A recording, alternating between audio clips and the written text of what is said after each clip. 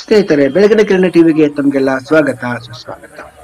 ಕರ್ನಾಟಕ ರಾಜ್ಯ ಸಾರಿಗೆ ನೌಕರರನ್ನ ಸರ್ಕಾರಿ ನೌಕರನಾಗಿಸಿ ಎಂದು ಹಿಂದಿನಿಂದ ಹೋರಾಟ ಬರ್ತಾ ಇದ್ದು ಇಂದು ಸಹಿತ ಅದು ಮುಂದುವರೆದಿದೆ.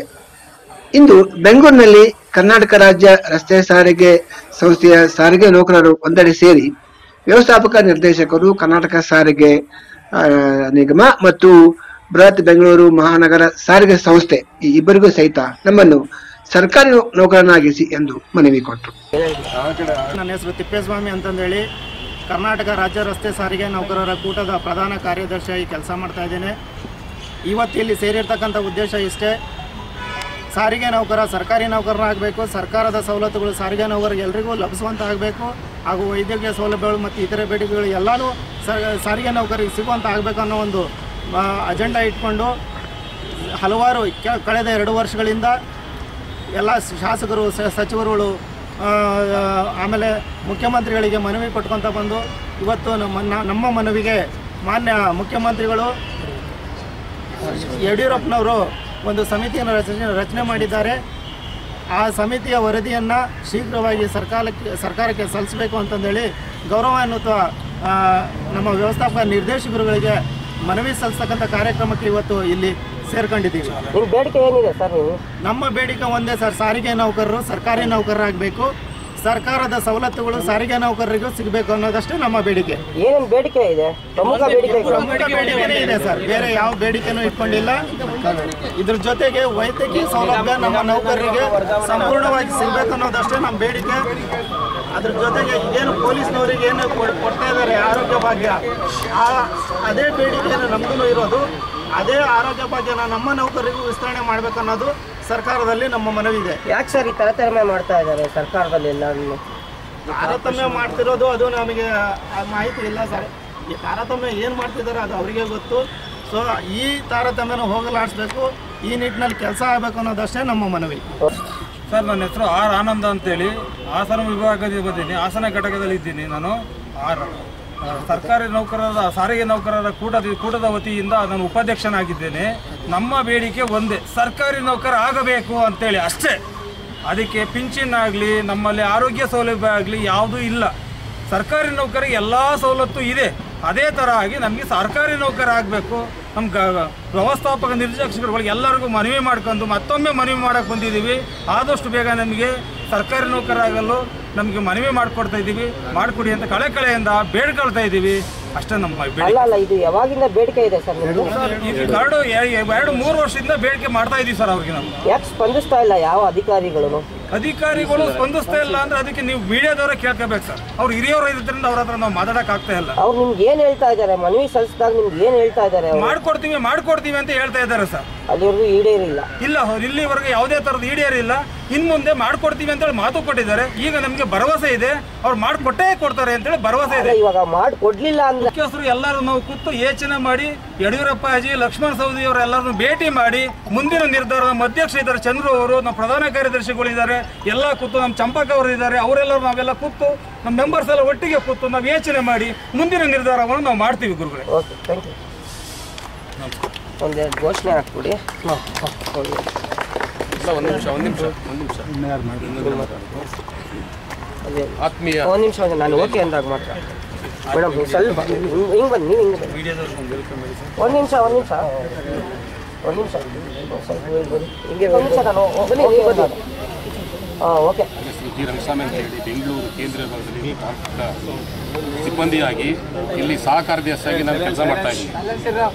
ಇಲ್ಲಿ ಬಂದಿರತಕ್ಕಂಥ ಕೇಂದ್ರ ವಿಭಾಗ ತಾಂತ್ರಿಕ ಸಿಬ್ಬಂದಿಯಾಗಿ ಮತ್ತು ಈಗ ನಮ್ಮ ಸಾರಿಗೆ ಸಂಸ್ಥೆಯಲ್ಲಿ ಸಾರಿಗೆ ಸಂಸ್ಥೆಗಳ ಒಕ್ಕೂಟ ಅಂತೇಳಿ ಏನು ಒಂದು ಸಂಘ ಆಗಿದೆ, ಅದು ಒಕ್ಕೂಟ ಅನ್ನೋದು ಯಾವುದೇ ಟ್ರೇಡ್ ಯೂನಿಯನ್ ಅಲ್ಲ. ಸರ್ಕಾರಿ ನೌಕರನಾಗಿ ಮಾಡೋದಕ್ಕೋಸ್ಕರ, ನಾವನ್ನು ಕೇಳೋದಕ್ಕೋಸ್ಕರ ಎಲ್ಲ ಸಚಿವರು, ಎಲ್ಲ ಸಂಬಂಧಪಟ್ಟ ಮಿನಿಸ್ಟರ್ಗಳು ಎಲ್ಲರ ಹತ್ರ ಕೂಡ ನಾವು ಹೋಗಿ ಕೇಳೋಕ್ಕೋಸ್ಕರ ಈ ಸಂಘ ಮಾಡ್ಕೊಳ್ಳೋದು. ಯಾವುದೇ ಮುಷ್ಕರವಾಗಲಿ, ಯಾವುದೇ ಅಧಿಕಾರಿಗಳ ಮುಷ್ಕರವಾಗಲಿ ಮಾಡೋಕ್ಕೆ ಸಂಘ ಮಾಡಿಲ್ಲ. ಇಲ್ಲಿಂದ ಬಂದಿರೋದು ಬೆಂಗಳೂರು ಮಹಾನಗರ ಸಾರಿಗೆ ಸಂಸ್ಥೆಯಿಂದ, ಕರ್ನಾಟಕ ರಾಜ್ಯ ಸಂಸ್ಥೆಯಿಂದ, ವಾಯುವ್ಯದಿಂದ ಬಂದಿದ್ದಾರೆ, ಈಶಾನ್ಯದಿಂದ ಬಂದಿದ್ದಾರೆ. ನಮ್ಮದೇನು ಮನವಿ ಅಂತ ಹೇಳಿದ್ರೆ, ಮಾನ್ಯ ನಮ್ಮ 4 ನಿಗಮದ ಅಧ್ಯಕ್ಷರು ಅಂತ ಹೇಳಿದ್ರೆ ನಮ್ಮ ಸಾರಿಗೆ ಕರ್ನಾಟಕ ರಾಜ್ಯ ಸಾರಿಗೆ ವ್ಯವಸ್ಥಾಪಕ ನಿರ್ದೇಶಕರು ಶಿವಯೋಗಿ ಕಳಸದ ಅವರಿಗೆ ಮನವಿ ಕೊಡ್ತಾ ಇದ್ದೀವಿ. ಇದು ಯಾವುದೇ ಕಾರಣದ ಮುಷ್ಕರ ಅಲ್ಲ. ಆ ಮಾನ್ಯ ವ್ಯವಸ್ಥಾಪಕರಿಗೆ ನಮ್ಮ ಏನು ಸರ್ಕಾರ ಕೇಳಿದೆ, ಒಂದು ಸಮಿತಿ ಮಾಡಿದೆ, ಒಂದು ಅನುಮೋದನೆ ಮಾಡಿಕೊಟ್ಟಿದೆ. ಆ ಸಮಿತಿಯಲ್ಲಿ ಕಾರ್ಮಿಕರ ಪರವಾಗಿ ನಮಗೆ ಮಾನ್ಯ ವ್ಯವಸ್ಥಾಪಕ ನಿರ್ದೇಶಕರು ಒಂದು ಸಮಿತಿ ಮಾಡ್ಕೊಂಡಿದ್ದಾರೆ. ಅವರು ಕಾರ್ಮಿಕರ ಪರವಾಗಿ ಸರ್ಕಾರಿ ನೌಕರನಾಗಿ ಮಾಡಬೇಕು, ಮತ್ತೆ ಎಲ್ಲ ಸರ್ಕಾರಿ ಏನು ಸೌಲಭ್ಯ ಸಿಗುತ್ತೆ 4 ರೂಪಾಯಿ ಡಿ ಎ ಕೊಟ್ಟರೆ ನಮಗೂ 4 ರೂಪಾಯಿ ಡಿ ಎನೇ. ಸೊ ಈಕ್ವಲ್ ಟು ಡಿ ಆದ್ಮೇಲೆ ನಮಗೆ ಅಗ್ರಿಮೆಂಟು ಒಂದೇ ದಿನ ಒಂದೇ ತರ ಆಗ್ಬೇಕು. ಅದಕ್ಕೋಸ್ಕರ ಈ ಒಂದು ಸಂಘವನ್ನು ಮಾಡ್ಕೊಂಡು ನಾವು ನ್ಯಾಯಬದ್ಧವಾಗಿ ಯಾವುದೇ ಮುಷ್ಕರ ಮಾಡದೆ ನಮ್ಮ ಕೆಲಸವನ್ನ ನಿರ್ವಹಿಸಿ ನಂತರ ನಮ್ಮ ಅಧ್ಯಕ್ಷರು ಅಂತ ನಮ್ಮ 4 ನಿವಾದ ತಂದೆಯಾದಂತಹ ಶಿವಯೋಗಿ ಕಳಸದ ಅವರಿಗೆ ನಾವೀಗ ಮನವಿಯನ್ನು ಸಲ್ಲಿಸಕ್ಕೆ ಹೋಗ್ತಾ ಇದೀವಿ ಸ್ನೇಹಿತರೆ.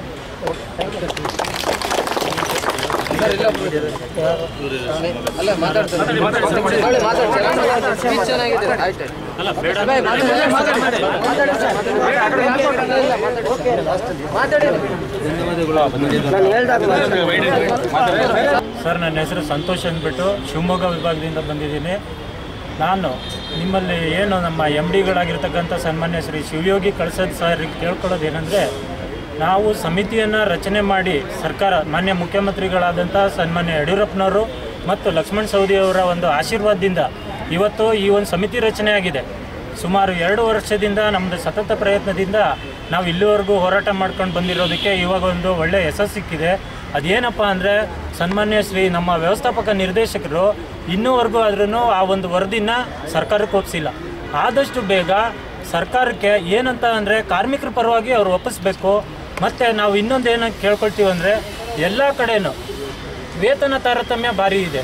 ನಮಗೊಂದು ಅವ್ರಿಗೊಂದು ಏನಕ್ಕಿದೆ, ನಾವು ಹಗಲು ರಾತ್ರಿ ಅಂದಲೇ ಪಾಪ ಡ್ರೈವರು ಕಂಡಕ್ಟರ್ಗಳು ಇವತ್ತು ಎಷ್ಟೋ ಜನ ನಿದ್ದೆ ಇಲ್ದಲೇ ಡ್ಯೂಟಿ ಮಾಡ್ತಾ ಇದ್ದಾರೆ. ಆದಷ್ಟು ನಮಸ್ಕಾರ, ನನ್ನ ಹೆಸರು ಚಂದ್ರಶೇಖರ್ ಅಂತ.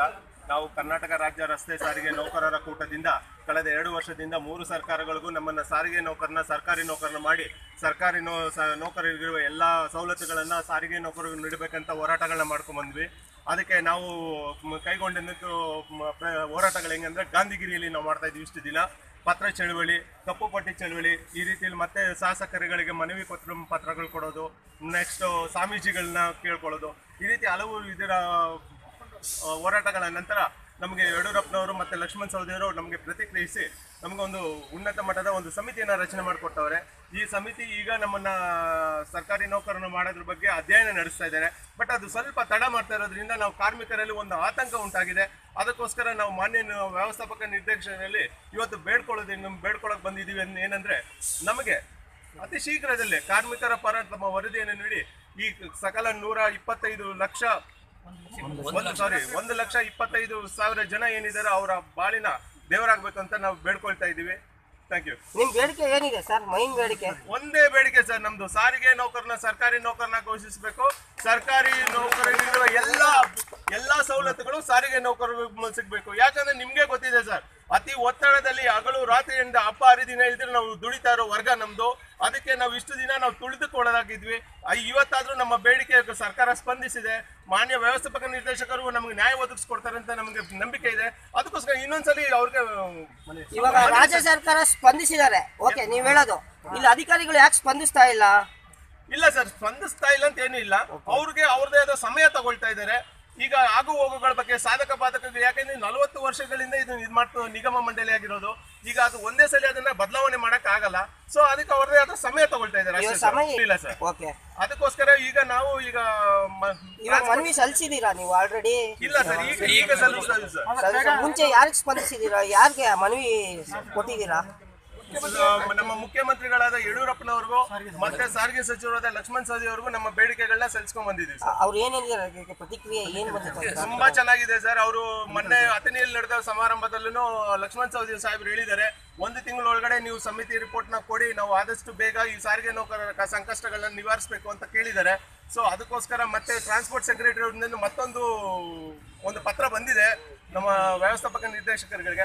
ಅದಕ್ಕೆ ಇನ್ನೊಂದ್ಸಲಿ ನಾವು ನಮ್ಮ ಕಾರ್ಮಿಕರ ಪರವಾಗಿ ನಾವು ಬೇಡ್ಕೊಳಕ್ ಬಂದಿದ್ದೀವಿ. ಇವಾಗ ಮನವಿ ವ್ಯವಸ್ಥಾಪಕ ನಿರ್ದೇಶಕರು BMTC sir. Okay, thank you sir.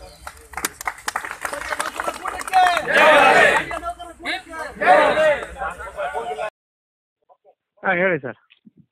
ಈಗ ಎಷ್ಟು ಜನ ಆದ್ರಿ ನೀವು ರಾಜ್ಯದಲ್ಲಿ ಈ ಥರ? ಏನು ಸರ್? ಈಗ ನೌಕರರು ಎಷ್ಟು ಜನ ಆದ್ರಿ ಈ ಥರ ಟೆಂಪ್ರರಿ? 1,30,000 ಜನ ಇದೀವಿ ಸರ್. ಈಗ ನೀವು ಡ್ರೈವರು ಎಲ್ಲ ಅದಲ್ಲ, ಅವರೆಲ್ಲ ಸರ್ಕಾರಿ ನೌಕರು ಅಲ್ಲ? ಈಗ ಸರ್ಕಾರಿ ಅಂದ್ರೆ ಇದು ಬೋರ್ಡ್ ಸರ್, ಇದು ನಿಗಮ ಮಂಡಳಿ. ಹೌದು. ನಮಗೆ ಏನಾಗ್ತದೆ ಅಂದ್ರೆ ಸರ್ಕಾರದ DA ಮತ್ತೊಂದು ಎಲ್ಲ ಇಂಪ್ಲಿಮೆಂಟ್ ಆಗುತ್ತೆ, ಸರ್ಕಾರ ಹೊರಡ್ತಕ್ಕಂಥ ಅಧಿಸೂಚನೆಗಳು ಎಲ್ಲಾನು ಇಂಪ್ಲಿಮೆಂಟ್ ಆಗುತ್ತೆ. ಬಟ್ ಸ್ಯಾಲ್ರಿ ವಿಚಾರ ಅಂತ ಬಂದಾಗ ನಮಗೆ 4 ವರ್ಷಕ್ಕೊಮ್ಮೆ ಅಗ್ರಿಮೆಂಟ್ ಇರ್ತದೆ. ಸೊ ಆ ಅಗ್ರಿಮೆಂಟ್ ಅಲ್ಲಿ ನಮಗೂ ಸರ್ಕಾರಿ ನೌಕರರಿಗೂ ವ್ಯತ್ಯಾಸ ತುಂಬಾನೇ ಇದೆ.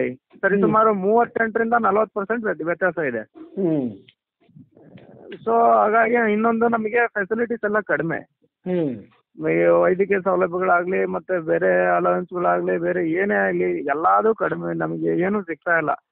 ಆ ಒಂದು ದೃಷ್ಟಿಯಿಂದ ಸರ್ಕಾರಿ ನೌಕರರಾಗ್ಬೇಕು ಅನ್ನೋದು ನಮ್ಮ ಒಂದು ಬೇಡಿಕೆ.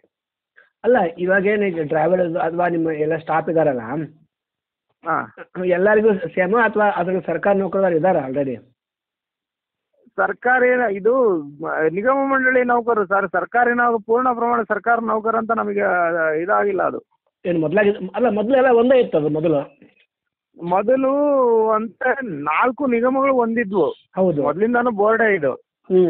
ಈ NW, NE ಮತ್ತೆ BMTC ಮತ್ತೆ KSRTC 4 ನಿಗಮಗಳು ಒಂದಿದ್ವು. ಹೌದು, KSRTC ಹೌದು. 97 ಅಲ್ಲಿ ಸಿಂಧೆ ಅವರ ಕಾಲದಲ್ಲಿ ಅದು ವಿಭಜನೆ ಆಯ್ತು.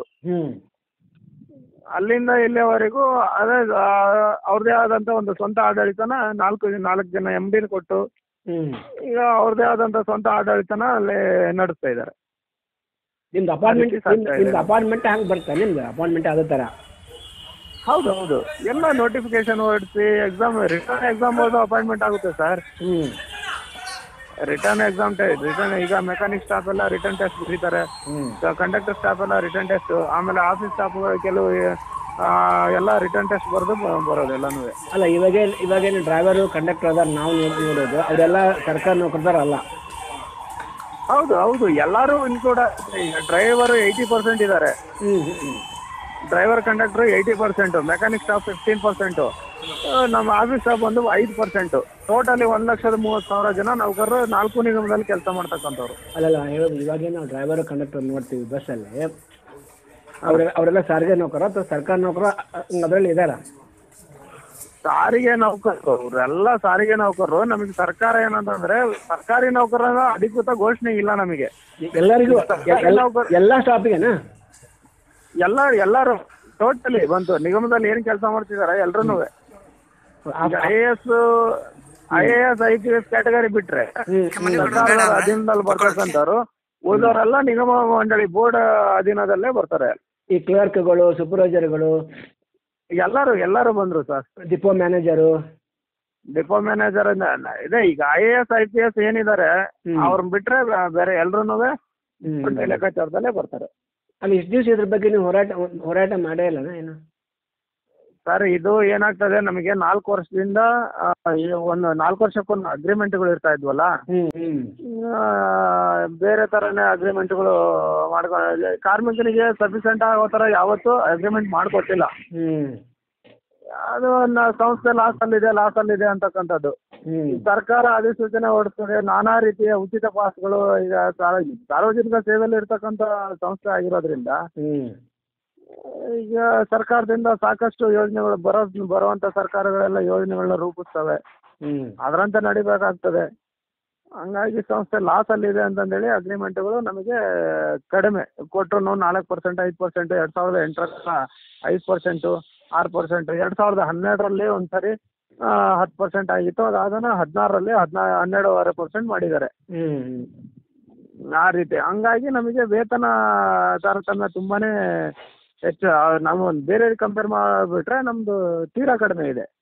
ಅಲ್ಲ, ಈಗ ಪ್ರತಿ ವರ್ಷ ಸರ್ಕಾರ ಅವ್ರಿಗೆ ನೌಕರರಿಗೆ ವೇತನ ಜಾಸ್ತಿ ಮಾಡುತ್ತಲ್ಲ, ಅವಾಗ ನಿಮಗೂ ಆಗತ್ತಾ ಅದು? ಇಲ್ಲ, ಅದು ಅನ್ವಯ ಆಗೋದಿಲ್ಲ.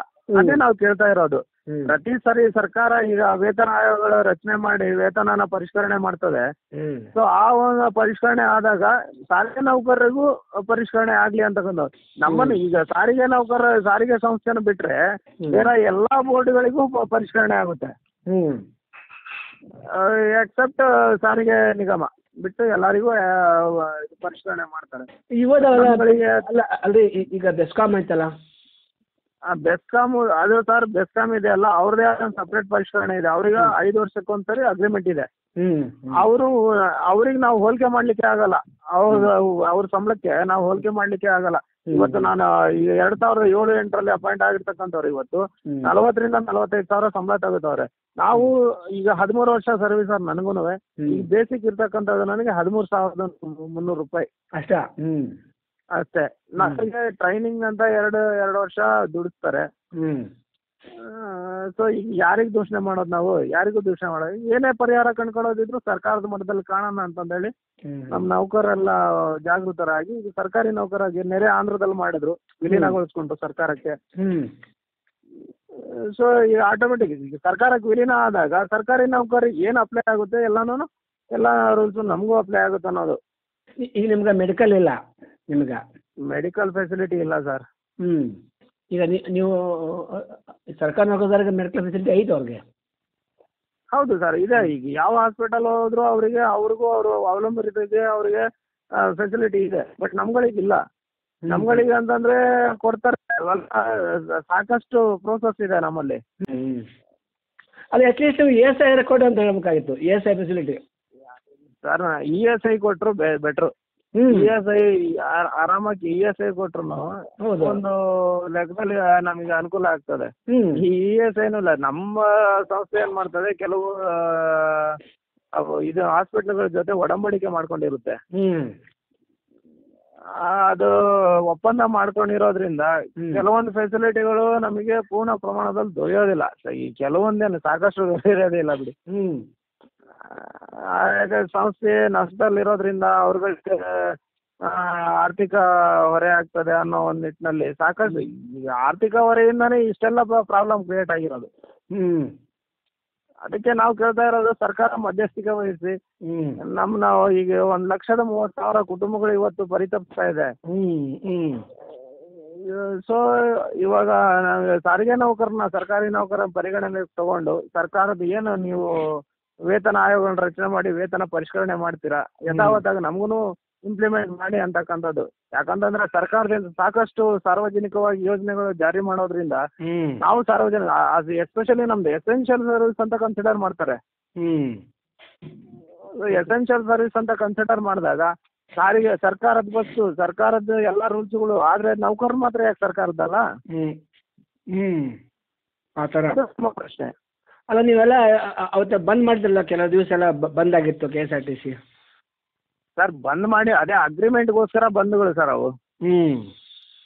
ಅವೆಲ್ಲ ಬಂದ್ ಮಾಡಿ ಪಡ್ಕೊಂಡಿರೋದಕ್ಕಿಂತ ಕಳ್ಕೊಂಡಿರೋದೇ ಹೆಚ್ಚು. ಹಾಗಾಗಿ ನಾವು ಬಂದ್ ಮಾಡತಕ್ಕಂಥ ಯೋಚನೆ ಮಾಡೋದಿಲ್ಲ, ಆ ನಿಟ್ಟಿನಲ್ಲಿ ಹೋಗೋದಿಲ್ಲ. ನಮ್ದೇನಿದ್ರು ಸರ್ಕಾರದಲ್ಲಿ ಮನವಿ ಮಾಡ್ಕೊಂಡು ಸರ್ಕಾರದ ಮಟ್ಟದಲ್ಲೇ ಇದೇನಾದ್ರೂ ಪರಿವರ್ತನೆ ಆಗ್ಬೇಕಂದ್ರೆ ಸರ್ ಈಗ ಸದ್ಯದ 3 ವರ್ಷದಿಂದ 3 ಸರ್ಕಾರಗಳು, ಈಗ ಕಾಂಗ್ರೆಸ್ ಗೌರ್ಮೆಂಟ್, ಸಮ್ಮಿಶ್ರ ಸರ್ಕಾರ, ಈ ತದನಂತರ BJP ಸರ್ಕಾರ ರಚನೆ ಆಯ್ತು. ಅಲ್ಲಿಂದ ಇಲ್ಲಿವರೆಗೂ ಯಾವ ಸರ್ಕಾರ, ಎಲ್ಲಾ ಸರ್ಕಾರಗಳಿಗೂ ನಾವು ರಾಜ್ಯಾದ್ಯಂತ ನೌಕರರು ಪತ್ರ ಚಳವಳಿ ಮುಖಾಂತರ ನಾವು ನಮ್ಮ ಬೇಡಿಕೆಯನ್ನು ಸಲ್ಲಿಸ್ತಕ್ಕಂಥ ಸರಿಸುಮಾರು 60,000 ರಿಂದ 70,000 ಲೆಟರ್ಗಳು ಕಳಿಸಿದೀವಿ ಸರ್ ನಾವು. ಈಗ ಕಳೆದ 3 ವರ್ಷದಿಂದ 3 ಬಾರಿ ಕಳಿಸಿದೀವಿ.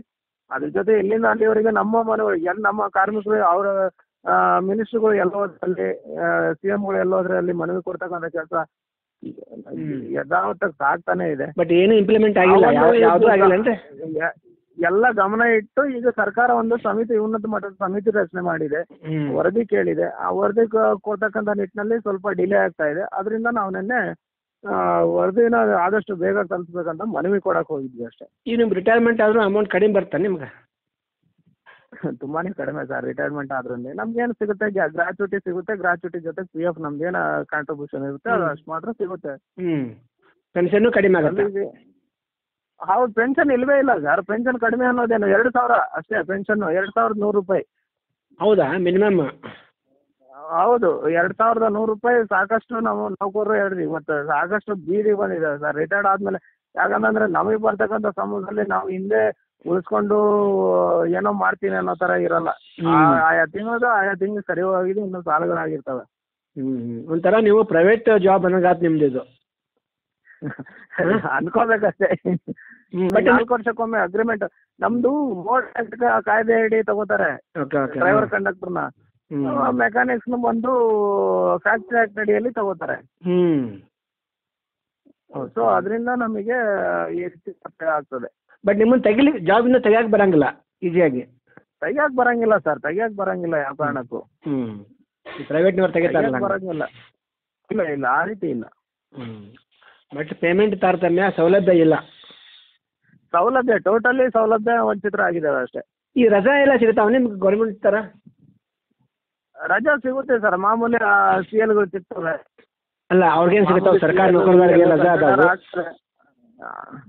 ಅವೆಲ್ಲ ಒಳಗೆ ನಡೀತಾವೆ, ರಜೆಗಳು ಸಿಗ್ತಾವೆ. ಮಾಮೂಲಿ ಸರ್ಕಾರದಿಂದ ಏನು ರಜೆಗಳು ಕೊಡ್ಬೇಕು ಎಲ್ಲ ರಜೆಗಳು ಅಪ್ಲೈ ಆಗುತ್ತೆ ನಮಗೆ. ಅಲ್ಲ ಗೌರ್ಮೆಂಟ್ ರಜಾ ಅಲ್ಲ ನಾ ಹೇಳೋದು. ಅವ್ರಿಗೇನು CL EL ಅಂತ ಇರ್ತಾವಲ್ಲ ಸರ್ಕಾರಿ ನೌಕರದ, ಅವು ನಿಮ್ಗೆ ಸಿಗ್ತಾವ? ಅದನ್ನೇ ನಾನು ಹೇಳ್ತಾ ಇರೋದು. ಎಲ್ಲ ಈ ಸರ್ಕಾರಿ ನೌಕರಿ ಏನಿದೆ CL EL CML ಎಲ್ಲಾನು ನಮಗೂ ಕನ್ಸಿಡರ್ ಆಗುತ್ತೆ.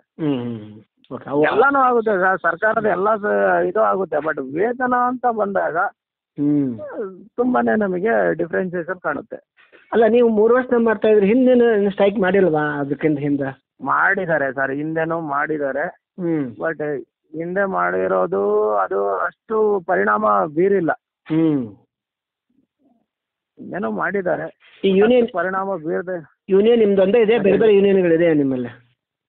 ಸಾಕಷ್ಟು ಯೂನಿಯನ್ಗಳಿದಾವೆ ಸರ್. ಓಕೆ, ಸಾಕಷ್ಟು ಯೂನಿಯನ್ಗಳಿದಾವೆ. ಅವರದೇ ಆದಂತ ಒಂದು ಬೇರೆ ಬೇರೆ ರೀತಿಯ ಅಜೆಂಡಾಗಳು ಇಟ್ಕೊಂಡಿದ್ದಾರೆ. ಅವರು ಮನವಿ ಕೊಟ್ಟಿದ್ದಾರೆ? ಈಗ ಯೂನಿಯನ್ಗಳೆಲ್ಲ ಮನವಿ ಕೊಟ್ಟಿದ್ದಾರೆ. ಓಕೆ, ಇಲ್ಲ ಅಂತಲ್ಲ, ಎಲ್ಲರೂ ಕೊಟ್ಟಿದ್ದಾರೆ. ಬಟ್ ಈ ನಿಟ್ಟಿನಲ್ಲಿ ಹೆಚ್ಚಿನ ಕೆಲಸ ಮಾಡ್ತಿರೋದು ನಮ್ಮ ಸರ್ಕಾರಿ ನೌಕರರ ಕೂಟ. ನಿಮ್ಮಲ್ಲಿ ಎಷ್ಟು ಮೆಂಬರ್ ಅದಾರ ಈಗ? ನಮ್ಮಲ್ಲಿ ಇದ್ದಾರೆ ಸರ್. ಈಗ ನಾವು ರೀಸೆಂಟಾಗಿ ನಾವು ಸ್ಟಾರ್ಟ್ ಮಾಡಿರೋದಂದ್ರೆ ಸರಿ ಸುಮಾರು ಈಗ 30,000ಕ್ಕಿಂತ ಜಾಸ್ತಿ ಮೆಂಬರ್ಶಿಪ್ ಮಾಡಿದ್ದಾರೆ. ಸೊ ರಾಜ್ಯಾದ್ಯಂತ? ಹೌದು. ಸರಿ ಒಟ್ಟು ಆ ಕಮಿಟಿ ಬೇಗನೆ ಆಕ್ಟಿವ್ ಆಗ್ಬೇಕಂತ ನಿಮ್ದು? ಹೌದು ಸರ್, ಕಮಿಟಿ ಬೇಗ ಆಕ್ಟಿವ್ ಆಗಬೇಕು. ನಮಗೆ 2020ಕ್ಕೆ ಅಗ್ರಿಮೆಂಟ್ ಇದೆ. ನಮ್ಮ ವೇತನ ಪರಿಷ್ಕರಣೆ ಇದೆ. ಸೊ ನಾವು ಹೇಳ್ತಾ ಇರೋದು ಅಗ್ರಿಮೆಂಟ್ ಬೇಡ, ನಮಗೆ 6ನೇ ವೇತನ ಆಯೋಗ ಜಾರಿ ಮಾಡಿ ಅಂತಂದೇಳಿ. ಸರ್ಕಾರಿ ನೌಕರರಿಗೆ ಏನು 6ನೇ ವೇತನ ಆಯೋಗ ಜಾರಿ ಮಾಡಿದ್ದಾರೆ ಅದೇ ತರ ನಮಗೂ ಜಾರಿ ಮಾಡಿ ನಮ್ಮ ವೇತನ ತಾರತಮ್ಯನ ಸರಿದೂಗಿಸಿ, ಜೊತೆಗೆ ವೈದ್ಯಕೀಯ ಸೌಲಭ್ಯಗಳನ್ನ ನೀಡಿ ಅಂತಕ್ಕಂಥದ್ದು ನಮ್ಮ ಪ್ರಮುಖ ಬೇಡಿಕೆಗಳು. ಇವ್ರೇನಂದ್ರು BMTC MD ಅವ್ರು ಏನಂದ್ರು? ಅದೇ ಈಗ ಪ್ರೋಸೆಸ್ ನಡೀತಾ, ಈಗ ಸಮಿತಿ ರಚನೆ ಮಾಡಿದ್ದಾರೆ. ಈಗ ಎಲೆಕ್ಷನ್ ಬೇರೆ ಇದೆ, ನೀತಿ ಸಂಹಿತೆಗಳು ಜಾರಿ ಇದಾವೆ. ಅವ್ರದೇ ಆದಂತ ಸ್ವಂತಿಗೆ ಕೆಲಸದ ಮೇಲೆ ಓಡಾಡ್ತಿದ್ದಾರೆ. ಹಂಗಾಗಿ ಕೆಲವೊಂದು ಈಗ 4 ಜನ ಅಧ್ಯಕ್ಷರುಗಳಿದ್ದಾರೆ, ಸಾರಿಗೆ ಮಿನಿಸ್ಟರ್ ಇದ್ದಾರೆ, ಮುಖ್ಯಮಂತ್ರಿಗಳಿದ್ದಾರೆ. ಎಲ್ಲರ ಜೊತೆ ಮೀಟಿಂಗ್ಗಳು ಆಗಬೇಕು, ಚರ್ಚೆ ನಡೆಸಬೇಕು, ವರದಿ ನೀಡಿಬಿಟ್ಟು. ಇವತ್ತು ಕರ್ನಾಟಕ ರಾಜ್ಯ ರಸ್ತೆ ಸಾರಿಗೆ ನೌಕರರ ಕೂಟ ಏನಿದೆ, ನಾವು ಅಧ್ಯಕ್ಷರಾದ ಚಂದ್ರಶೇಖರ್ ಅವರು, ಉಪಾಧ್ಯಕ್ಷರಾದ ಆನಂದನ್ ಅವರು, ಪ್ರಧಾನ ಕಾರ್ಯದರ್ಶಿಗಳಾದ ನಮ್ಮ ತಿಪ್ಪೇಸ್ವಾಮಿ ಅವರು, ಜಂಟಿ ಕಾರ್ಯದರ್ಶಿಯಾದ ರಂಗಸಾಮಾನ್ಯನವರು ಮತ್ತು ಜಂಟಿ ಕಾರ್ಯದರ್ಶಿಯಾದವರ ಯೋಗೇಶಣ್ಣನವರ ಮತ್ತು ನಮ್ಮ ಮಹಿಳಾ ಅಧ್ಯಕ್ಷರಾದ ಚಂಪಕಾವತಿ ಅವರ ಅಧ್ಯಕ್ಷತೆಯಲ್ಲಿ ನೇತೃತ್ವದಲ್ಲಿ ಇವತ್ತು ನಮ್ಮ ತಂಡ ನಮ್ಮ MD ಸಾಹೇಬರನ್ನ ಭೇಟಿ ಮಾಡಿ ಈಗೇನು ಉನ್ನತ ಸಮಿತಿ ರಚನೆ ಆಗಿದೆ ಆ ಸಮಿತಿಯ ವರದಿಯನ್ನು ಅತಿ ಶೀಘ್ರವಾಗಿ ಕಾರ್ಮಿಕರ ಪರ ನೀಡಬೇಕಂತ ಮನವಿ ಸಲ್ಲಿಸಿದ್ದೀವಿ. ಅದಕ್ಕೆ ನಮ್ಮ ಅಧಿಕಾರಿಗಳು ಸಕಾರಾತ್ಮಕವಾಗಿ ಸ್ಪಂದಿಸಿ ಆದಷ್ಟು ಶೀಘ್ರವಾಗಿ ಸಾಧಕ ಬಾಧಕಗಳನ್ನು ಈಗಾಗಲೇ ಮಾತುಕತೆಗಳೆಲ್ಲ ಚರ್ಚೆಗಳೆಲ್ಲ ಮುಗಿದಿದ್ದು ಶೀಘ್ರದಲ್ಲೇ ವರದಿಯನ್ನು ನೀಡುವುದಾಗಿ ಆಶ್ವಾಸನೆ ನೀಡಿದ್ದಾರೆ. ಅದು ನಾವೆಲ್ಲ ಕಾರ್ಮಿಕರು ಇದನ್ನು ಯಾವ ರೀತಿ ಹೇಳ್ಬೇಕಂದ್ರೆ ನಾವು ಜಾತಕ ಪಕ್ಷ ಅಂತ ಕಾಯ್ತಾ ಇದ್ದೀವಿ. ಸಾರಿಗೆ ನೌಕರರಿಗೆ, ಸರ್ಕಾರಿ ನೌಕರರಿಗೆ ಸರ್ಕಾರಿ ಸವಲತ್ತುಗಳೆಲ್ಲ ನಮಗೊಂದು ಸಿಕ್ಕಿದೆ ಅಂದರೆ ಖಂಡಿತ ನಮ್ಮ ಅಧಿಕಾರಿ ವರ್ಗಗಳಾಗಿರ್ಬೋದು, ಯಡಿಯೂರಪ್ಪನವರಾಗಿರ್ಬೋದು ಮತ್ತು ಲಕ್ಷ್ಮಣ ಸವದಿ ನಮ್ಮ ಮನೆ ದೇವರುಗಳಾಗಿ ಇಟ್ಕೊಂಡು ನಾವು ಪೂಜಿಸ್ತೀವಿ ಅಂತ ಈ ಮೂಲಕ ನಾನು ಹೇಳ್ತೀನಿ ಸರ್. ನಿರ್ದೇಶಕರು, ಸಿಬ್ಬಂದಿ ಮತ್ತು ಪರಿಸರ ಮೇಡಮ್ನವರು ನಮಗೆ ಒಳ್ಳೆಯ ಆಶ್ವಾಸನೆ ಕೊಟ್ಟಿದ್ದಾರೆ. ಯಾಕಂದರೆ ನಾವು ಮಾಡೇ ಮಾಡ್ತೀವಿ, ನಾವು ಗ್ಯಾರಂಟಿ ಇದಕ್ಕೆಲ್ಲ ಕಾಲಾವಕಾಶ ಬೇಕು, ನಾವು ಮಾಡೇ ಮಾಡ್ತೀವಿ, ನಮಗೆಲ್ಲ ಸಪೋರ್ಟ್ ಮಾಡಲಿ ಅಂತ ಹೇಳಿ ನಮಗೆ ಒಂದು ಆಶ್ವಾಸನೆ ನಮ್ಮ ನಿರ್ದೇಶಕರು ಕೊಟ್ಟಿದ್ದಾರೆ. ಆದ್ದರಿಂದ ನಮ್ಮ ಸಾರಿಗೆ ಸಂಸ್ಥೆಗೆ ಮಾಡಿಬಿಟ್ರೆ ನಿಜವಾಗ್ಲೂ ಕೂಡ ಒಂದು ಒಳ್ಳೆಯ ಕೆಲಸ ಆಗುತ್ತೆ ಅಂತೇಳಿ ನನ್ನ ಮಾತಾಡಿ.